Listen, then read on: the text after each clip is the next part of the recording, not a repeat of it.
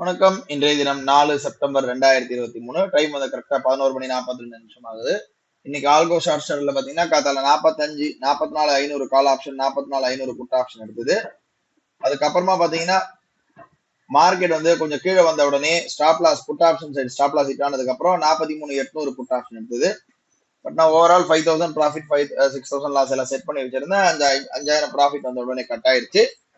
இதுல முக்கியமான விஷயம் என்னன்னா, இன்னைக்கு என்னுடைய சிஸ்டம்ல, அதாவது நான் இப்ப வந்து ஒரு சின்ன ஒரு அப்டேட்ஸ் கொடுத்துட்டு இருந்தேன், ரோபோல அப்டேட்ஸ் பண்ணிட்டு இருக்கேன், அது நடந்துட்டு இருக்கு.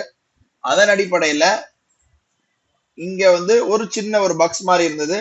அதனால எனக்கு இந்த அவுட் ஆஃப் த மணி போடுறதுக்கு உண்டான டைம் வந்து கொஞ்சம் லேட்டா போட்டது. அதாவது ஸ்டாப் லாஸ் ஹிட் ஆன உடனே போடல.